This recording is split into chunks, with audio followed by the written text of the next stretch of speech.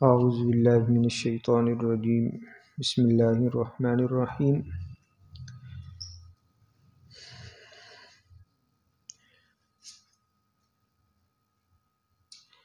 مما خطیئاتہم اغرقوا فادخلوا نارا فلم یجدوا لهم من دون اللہ انصارا وقال نوح رب لا تذر علی الارض من الکافرین دیارا انك ان تذرهم يضلوا عبادك ولا يلدوا الا فاجرا كفارا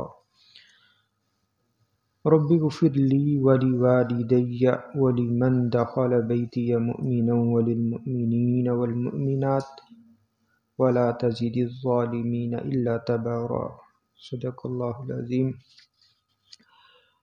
سورہ نوح کی اختتامی اور آخری آیات آیت نمبر 25 سے آیت نمبر 28 تک، ان آیات کے ترجمہ اور تفسیر پر مبنی ہے آج کا درس قرآن۔ گزشتہ آیات میں اللہ تعالیٰ نے اس بات کو بیان فرمایا کہ حضرت نوح علیہ السلام نے اللہ کی بارگاہ میں اپنی قوم کے بارے میں جو شکوہ کیا کہ میری قوم کے لوگوں نے میری نافرمانی کی اور اپنے سرداروں وڈیروں چودھریوں مالداروں کی جو ہے وہ اتباع اور پیروی کی، اور انہوں نے میرے خلاف بہت بڑی بڑی تدبیریں کی، اور ان سرداروں نے لوگوں کو کہا کہ لا تذرن آلہتکم ولا تذرن ودا ولا سواع ولا یغوث ویعوق ونسرا، کہ اپنے معبودوں کو نہ چھوڑنا، ود، سواع، یغوث، یعوق، نصر کو جو ہے وہ نہ چھوڑنا۔ فرمایا اللہ انہوں نے بہت سوں کو گمراہ کیا، لہٰذا اللہ جس حد تک یہ آگے بڑھ چکے ہیں اب انہیں ان کی اس گمراہی نافرمانی کی جو ہے وہ سزا دے دے۔ آج کی آیات میں ہے مما خطیئاتہم اغرقوا فادخلوا نارا۔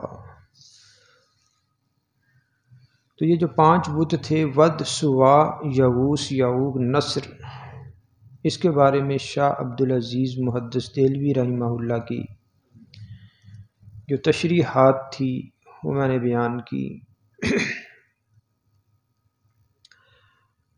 کہ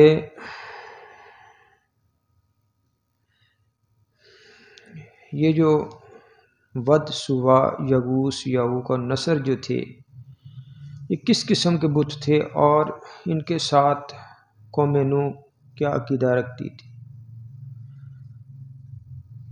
تو شاہ عبدالعزیز محدث دہلوی مزید اس بارے میں فرماتے ہیں کہ یہ تو قوم نوح کے خارجی معبود تھے، بت تھے۔ فرماتے ہیں اس کے علاوہ ہر شخص کے اندر بھی یہ 5 چیزیں پائی جاتی ہیں،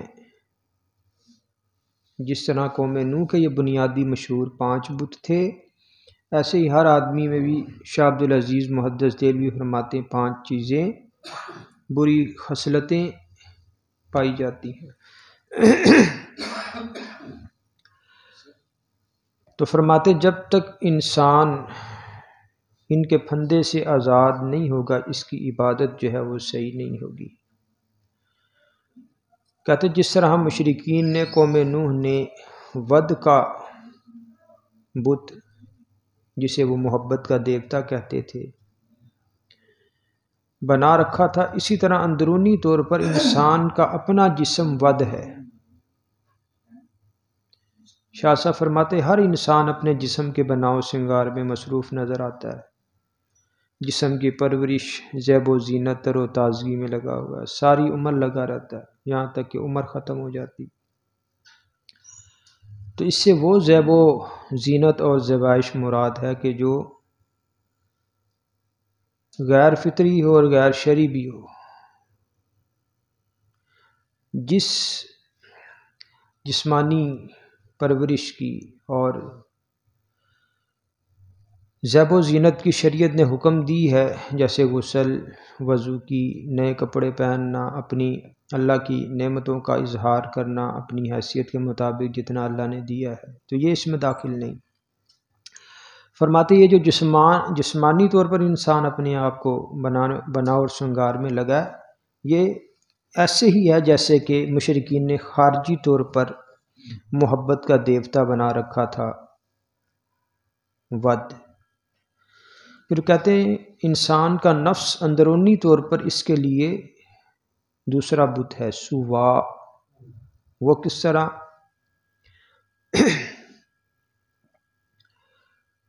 فرماتے ہیں جس کی رضا انسان کو ہر حالت میں مطلوب رہتی ہے، جو دل میں آیا، جو نفس میں آیا، نفسانی خواہشات کو جیسے تیسے جو ہے وہ پورا کرتا رہتا ہے۔ وہ یہ نہیں سوچتا کہ میں نے اللہ کو بھی راضی کرنا ہے، وہ نفس کی رضا کے پیچھے ہی بھاگتا رہتا ہے۔ فرماتے ہیں جس طرح خارجی طور پر قوم نوح نے سوا کا بت بنا رکھا تھا، تو یہ جو نفسانی خواہشات پہ چلنے والا، در حقیقت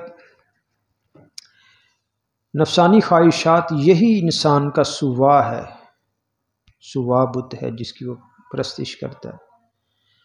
پھر فرماتے تیسرا بت تھا قوم نوح کا یغوث۔ فرماتے جس طرح انسان بہت سی دینی احکامات کو اپنی خاندانی روایات کی بنا پہ پس پشت ڈال دیتا ہے، تو فرماتے یغوث انسان کا خاندان ہے جس میں باپ، بیٹا، بھائی، دیگر افراد شامل ہیں۔ انسان ان کو راضی رکھنے کی فکر میں رہتا ہے تاکہ یہ بھی جو ہے بوقت ضرورت اس کے کام آ سکیں۔ خاندان کے یغوث کو خوش کرنے کے لیے ہر قسم کی رسومات ادا کرتا ہے، سمجھتا ہے کہ اگر برادری بگڑ گئی تو میرا معاملہ بگڑ جائے گا، لہٰذا ان کو ہر حالت میں خوش رکھنے کی کوشش کرتا ہے، اور اس کے مقابلے میں اللہ کی رضا اور شریعت کے قانون کو بھی ترک کر دیتا ہے۔ فرماتے یہ خاندان انسان کے لیے یغوث جیسا بت جو ہے وہ ثابت ہوتا ہے۔ چوتھا ہے یعوق۔ فرماتے ہیں کہ جس طرح قوم نوح نے یعوق کا بت بنا رکھا تھا، یہ جو انسان کا مال ہے یہ بھی اس کے لیے یعوق ثابت ہوتا ہے کہ انسان مال کی محبت میں بڑا شدید ہے۔ یہ قرآن بھی کہتا ہے وَإِنَّهُ لِحُبِّ الْخَيْرِ لَشَدِيدٌ، کہ بے شک انسان، خیر سے مراد یہاں مال کی محبت میں بڑا شدید ہے۔ اسی طرح قرآن میں دوسری جگہ آتا ہے أَيَحْسَبُ أَنَّ مَالَهُ أَخْلَدَ، کہ کیا یہ سمجھتا ہے کہ اس کا مال جو ہے وہ ہمیشہ رہے گا۔ تو مال کو اکٹھا کرتا رہتا ہے دنیاوی رسوم و رواج، اپنی خواہشات پوری کرنے کے لیے، نہ اس میں سے زکوٰۃ ادا کرتا ہے، نہ صدقہ کرتا ہے، سنبھال کے رکھتا ہے۔ تو فرماتے ہیں یہ انسان کا مال انسان کے لیے یعوق بت جیسا ہے۔ پانچواں بت ہے نصر۔ شاہ عبدالعزیز محدث دہلوی رحمہ اللہ فرماتے ہیں کہ یہ جو شیطان ہے یہ انسان کے لیے نصر جیسا بت ہے۔ شیطان اسے ہر وقت بہکاتا رہتا ہے، حرص اور غصے کی طرف جو ہے وہ ترغیب دیتا ہے، وسوسے ڈالتا ہے اس کا، تاکہ اس کا جو ہے وہ عقیدہ خراب ہو جائے۔ تو فرمایا کہ گویا شیطان کے بہکاوے میں آنا یہ بھی ایسے ہی ہے جیسے کہ نصر بت کی پوجا کرنا۔ تو یہ بزرگان دین کی بصیرت اور فراست ہے، اور ان کی یہ روحانی علم ہے کہ کس طرح انسانی جو بری خصلتیں ہیں انہوں نے ان کو تشبیہ دی بتوں کے ساتھ۔ اب یہاں پہ آیت نمبر 25 میں اللہ کیا فرما رہے ہیں؟ مما خطیئاتہم اغرقوا فادخلوا نارا، کہ اپنی غلطیوں کی وجہ سے، اپنے گناہوں کی وجہ سے یہ غرق کیے گئے۔ غرق کیے گئے قوم نوح، یعنی حضرت نوح علیہ السلام نے جب دعا کر دی پھر اس کے بعد غرق کر دیے گئے۔ خطیئات، یہ خطا یعنی یہ جمع ہے خطیئات، خطیئہ اور خطا۔ تو معلوم ہوا کہ قوم نوح کی کوئی ایک غلطی نہیں تھی، اس کے اندر بہت سی بدعمالیاں اور بہت سے بد اعتقادیاں اس کے اندر آ گئی تھیں، جیسے توحید کا انکار ہے، نبوت و رسالت کا انکار ہے۔ حضرت نوح علیہ السلام کو طرح طرح سے تشدد کرتے تھے، مار پیٹ، گلا دبا دینا، حضرت نوح علیہ السلام بے ہوش ہو جایا کرتے تھے۔ پھر اس کے بعد اور طرح طرح کے اعتراضات۔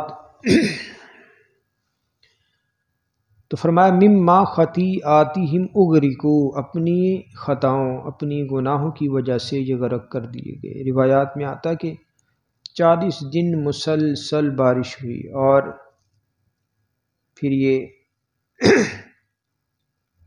زمین نے بھی پانی اگلا، اور روایات میں آتا کہ سب سے جو بلند چوٹی تھی، بلند سے بلند جو چوٹی تھی، اس پر بھی پانی 30 فٹ اوپر چڑھ گیا، اتنا پانی۔ اللہ کے حکم سے کشتی بنائی۔ جب حضرت نوح علیہ السلام نے کشتی بنائی تو یہ جو مشرکین تھے اس وقت بھی انہوں نے ان کا مذاق اڑایا۔ قاری حنیف ملتانی صاحب رحمہ اللہ بڑے اچھے خطیب تھے، تو حضرت نوح علیہ السلام کے متعلق ان کا جو بیان ہے وہ سننے والا ہے، بڑا اچھا انداز۔ تو مما خطیئاتہم اغرقوا، اپنے گناہوں کی وجہ سے یہ غرق جو ہے کر دیے گئے۔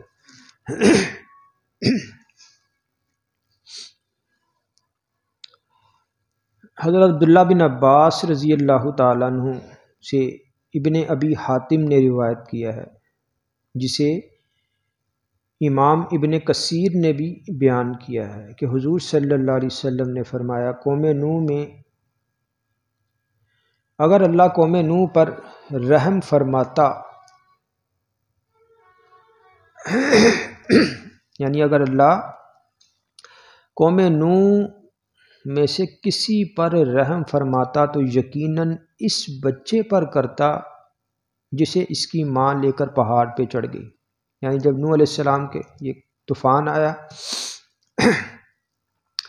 تو ایک عورت تھی، وہ اپنے چھوٹے سے بچے کو بچانے کے لیے پہاڑ پہ چڑھ گئی۔ جب پانی اس عورت کے کندھے تک پہنچا تو اس نے بچے کو سر پہ اٹھا لیا تاکہ میرا بچہ بچ جائے۔ یہ طوفان نوح کا واقعہ ہے، احادیث میں یہ آیا ہے۔ فرمایا جب پانی سر تک پہنچ گیا تو اس عورت نے بچے کو اوپر بازوؤں پہ اٹھا لیا اس طرح،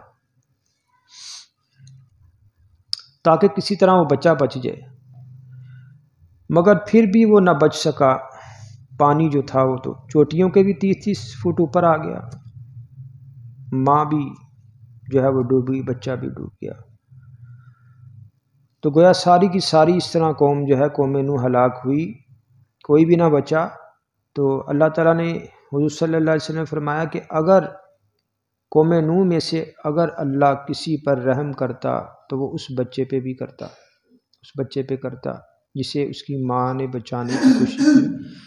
لیکن اللہ نے فرمایا، اللہ کے نبی نے، کہ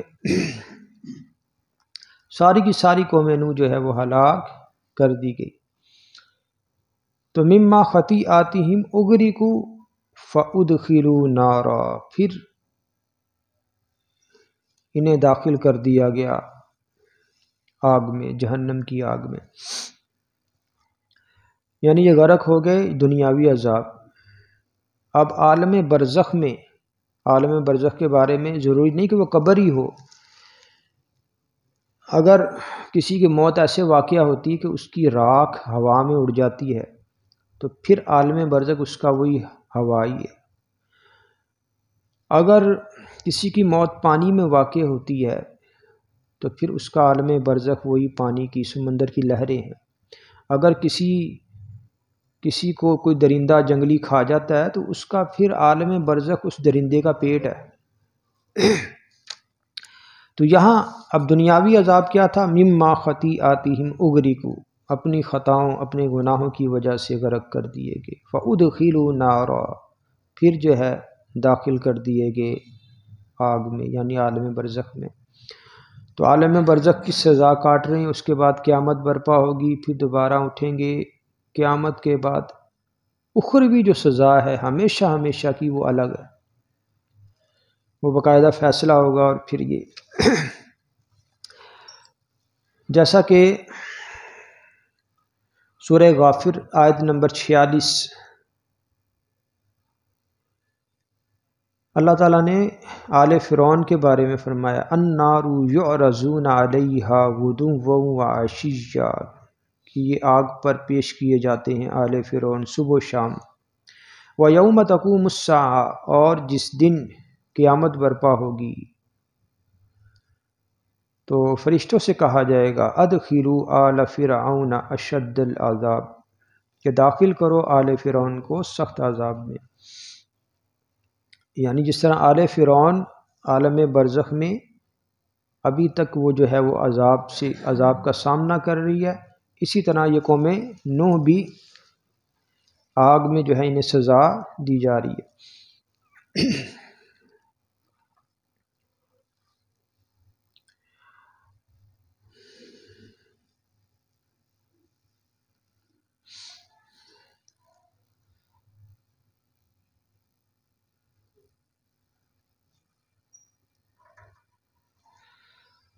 آگے فرمایا فلم یجدوا لهم من دون اللہ انصارا، نہیں پایا انہوں نے اپنے لیے اللہ کے سوا کسی کو مددگار۔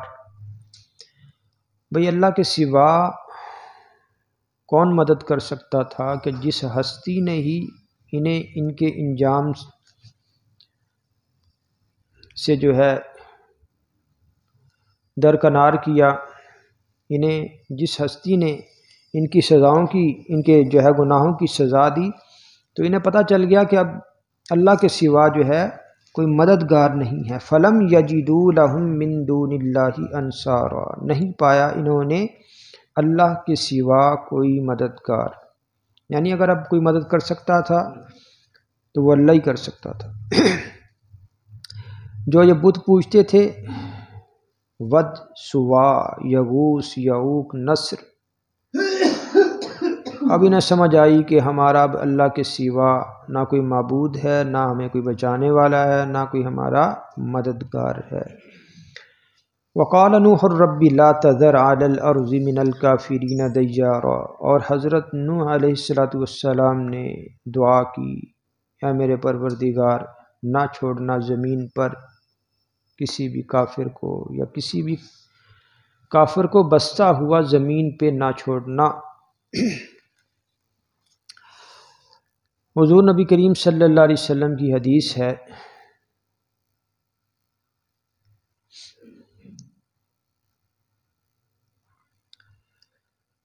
مسند احمد میں، قیامت کے احوال آپ بیان فرماتے ہوئے فرماتے کہ جب لوگ حضرت آدم علیہ السلام کے پاس سے جو ہے حضرت آدم علیہ السلام کے پاس جائیں گے کہ وہ اللہ کی بارگاہ میں دعا کریں اور حساب کتاب شروع ہو، حضرت آدم علیہ السلام معذرت کر لیں گے اور انہیں بھیجیں گے حضرت نوح علیہ السلام کی طرف، تو حضور نے فرمایا قال فینطلقون الی نوح علیہ السلام، لوگ حضرت نوح علیہ السلام کی طرف چل پڑیں گے۔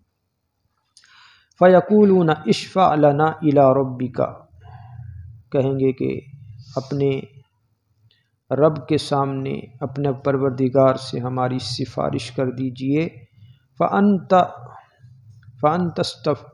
اصْطَفَاكَ اللَّهُ وَاسْتَجَابَ لَكَ فِي دُعَائِكَ، کہ آپ کو کیا ہے اللہ نے اپنا برگزیدہ بندہ قرار دیا ہے اور آپ کی دعاؤں کو قبول کیا ہے۔ وَلَمْ يَدَعْ عَلَى الْأَرْضِ مِنَ الْكَافِرِينَ دَيَّارًا، اور آپ کی دعا کو قبول پھر اللہ نے ایسا کیا کہ زمین پر اللہ نے کسی کافر کا گھر باقی نہیں چھوڑا۔ یعنی قرآن کے یہی الفاظ لوگ حضرت نوح علیہ السلام کے سامنے بھی بیان کریں گے کہ دیکھیں اللہ نے آپ کی دعا قبول کی تھی، اور پھر کسی بھی کافر کا گھر اللہ نے نہیں چھوڑا تھا باقی، لہٰذا آپ اللہ کی بارگاہ میں سفارش کریں تاکہ حساب کتاب شروع ہو۔ تو یہاں بھی اللہ کیا فرما رہے ہیں؟ وَقَالَ نُوحٌ رَبِّ لَا تَذَرْ عَلَى الْأَرْضِ مِنَ الْكَافِرِينَ دَيَّارًا، دعا کیا پروردگار مت چھوڑنا زمین پر کسی بھی کافر کو بستا ہوا۔ اِنَّكَ إِن تَذَرْهُمْ يُضِلُّوا عِبَادَكَ، اے پروردگار بے شک اگر تو نے ان کو چھوڑ دیا، يُضِلُّوا عِبَادَكَ یہ گمراہ کریں گے تیرے بندوں کو، وَلَا يَلِدُوا إِلَّا فَاجِرًا كَفَّارًا اور نہیں جنیں گے مگر فاجر و فاسق اور کافروں کو، یعنی ان کی جو آگے آل و اولاد بھی ہوگی وہ بھی فاجر و فاسق اور کیا ہوگی؟ کافر ہی ہوگی۔ تو یہاں سے معلوم ہوا کہ بسا اوقات انسان جو غلطی کرتا ہے اس کا اثر اس کی اپنی ذات تک نہیں رہتا، بلکہ وہ اثر نسلوں تک بھی چل سکتا ہے۔ جس طرح نیکی کا فائدہ نیکی صدقہ جاریہ بن جاتی ہے اور جب تک اللہ کی ذات چاہتی ہے اس کا ثواب ملتا رہتا ہے، ایسے ہی اللہ کی نافرمانی سے بھی بچنا چاہیے۔ بسا اوقات اس کی سزا بھی نسلوں میں نظر آتی ہے، نسلیں بھگتتی ہیں۔ اِنَّكَ إِن تَذَرْهُمْ يُضِلُّوا عِبَادَكَ وَلَا يَلِدُوا إِلَّا فَاجِرًا كَفَّارًا بے شک اے پروردگار اگر آپ نے انہیں چھوڑ دیا تو یہ آپ کے بندوں کو گمراہ کریں گے اور نہیں جنیں گے یہ مگر فاجر و فاسق اور کافر۔ رب اغفر لی وَلِوَالِدَیَّ میرے پروردگار میری مغفرت فرما، وَلِوَالِدَیَّ اور میرے والدین کی بھی۔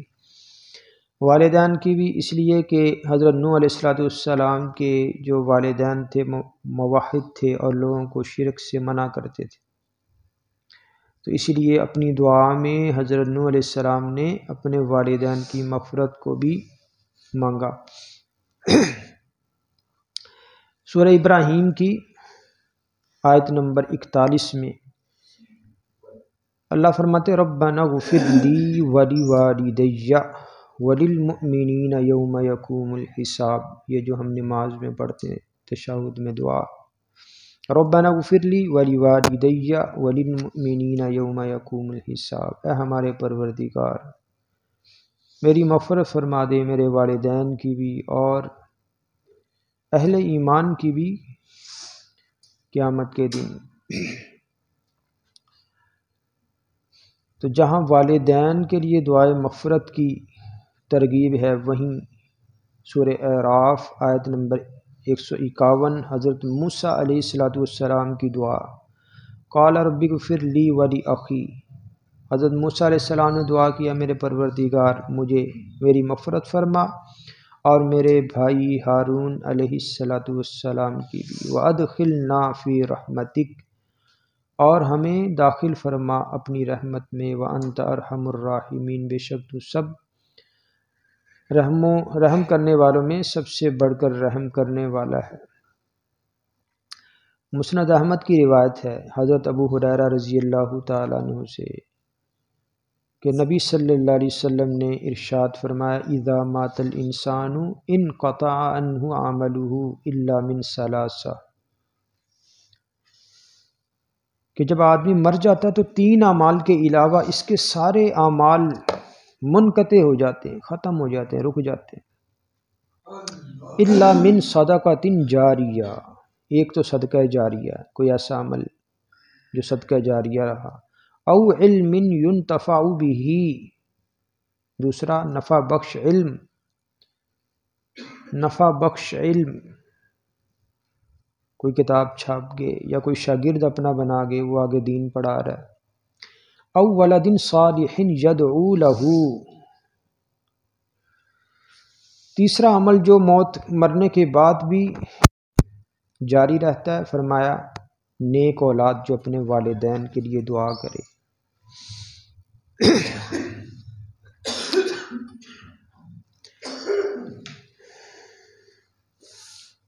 تو حضرت نوح علیہ السلام کی 3 دعاؤں کا ذکر اللہ تعالیٰ نے یہاں بیان فرمایا۔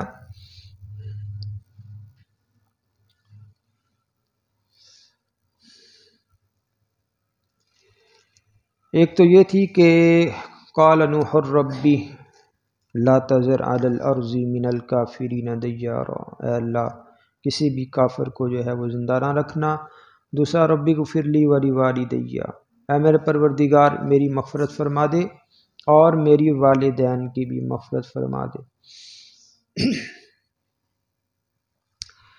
وَلِمَنْ دَخَلَ بَيْتِيَ مُؤْمِنًا، اور اس کی بھی کہ جو داخل ہو میرے گھر میں ایمان کی حالت میں، جو میرے گھر میں ایمان کی حالت میں داخل ہو اے اللہ تو اس کی بھی مغفرت فرما دے۔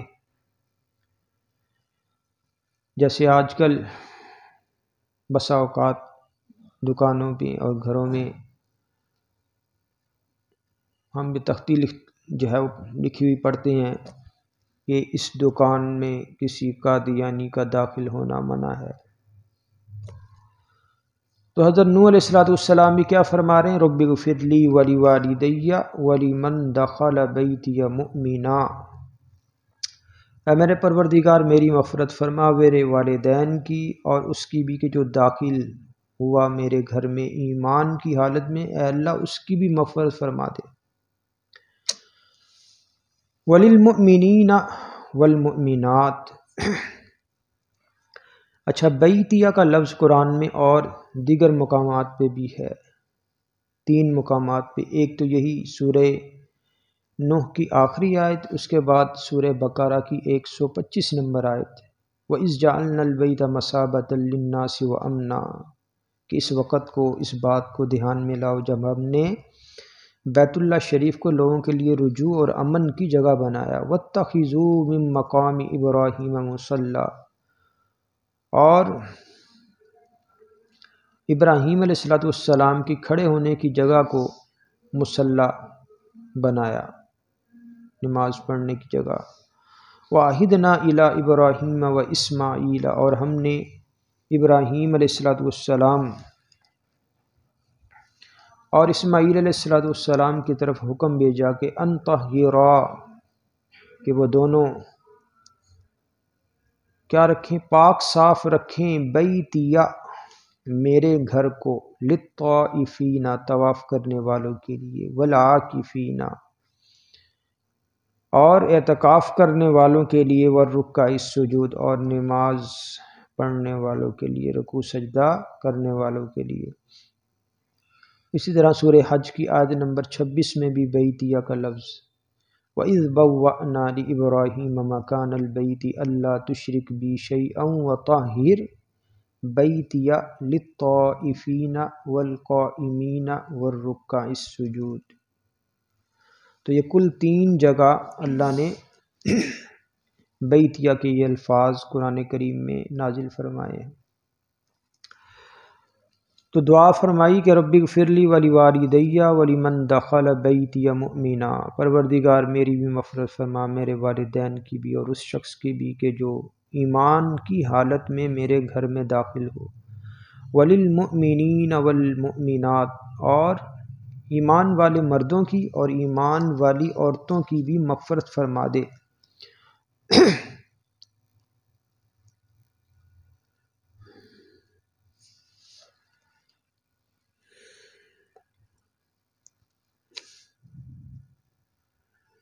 ایک حدیث ہے حضرت عبادہ بن صامت صحابی رسول سے، طبرانی شریف میں روایت ہے، فرماتے کہ سمعت رسول اللہ صلی اللہ علیہ وسلم، میں نے رسول اللہ صلی اللہ علیہ وسلم کو یہ فرماتے ہوئے سنا ہے،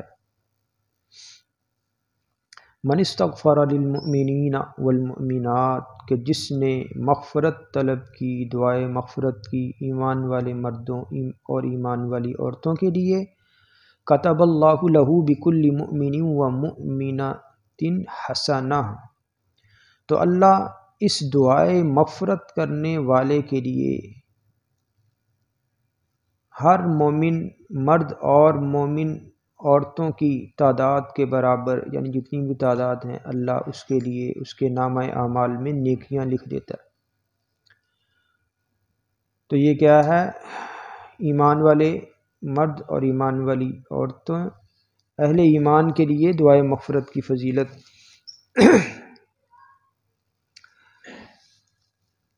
تیسری دعا کیا کی حضرت نوح علیہ السلام نے؟ وَلَا تَزِدِ الظَّالِمِينَ إِلَّا تَبَارًا، اے اللہ مت بڑھانا ظالموں کے لیے مگر تباہی، یعنی اب اس کو قوم نوح کو جو ہے میری قوم کا اب تو ہلاک کر کے ہی چھوڑنا۔ وَلَا تَزِدِ الظَّالِمِينَ إِلَّا تَبَارًا۔ اسی طرح سورہ اعراف، إِنَّ هَؤُلَاءِ مُتَبَرٌّ مَا هُمْ فِيهِ وَبَاطِلٌ مَا كَانُوا يَعْمَلُونَ، 139 نمبر آیت، کہ یہ جو لوگ ہیں یہ تباہ ہونے والی چیز کے پیچھے لگے ہوئے ہیں۔ متبرن یہ بھی تبارہ سے ہی۔ تو وَلَا تَزِدِ الظَّالِمِينَ إِلَّا تَبَارًا، دعا کی کہ اللہ مت بڑھانا ان ظالموں کے لیے مگر تباہی ہی، کہ اللہ ان کو تو تباہ کر کے چھوڑ، نشان عبرت بنا دے۔ تو الحمدللہ سورہ نوح ہماری جو ہے وہ آج مکمل ہوئی۔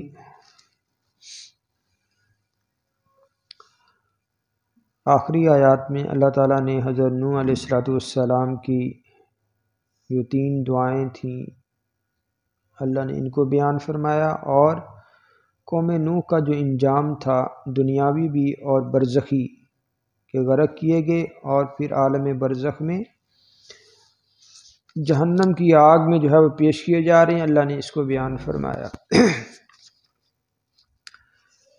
دعا ہے اللہ تعالیٰ نے سورہ نوح میں جتنے بھی احکامات نازل فرمائے ہیں اللہ ان پر ہمیں عمل پیرا ہونے کی توفیق عطا فرمائے، اور اللہ تعالیٰ قرآن کریم کے تمام حقوق، اس پر ایمان، اس کی تلاوت، اس کا سمجھنا، اس پر عمل کرنا، اور اللہ قرآن کو آگے پھیلانے کی ہم سب کو توفیق عطا فرمائے۔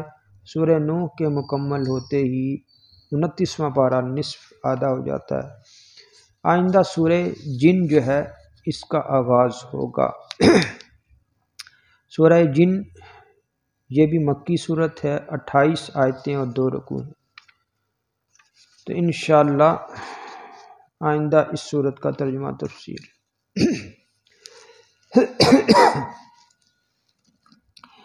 الحمدللہ رب العالمین والصلاة والسلام علی رسولہ النبی الکریم۔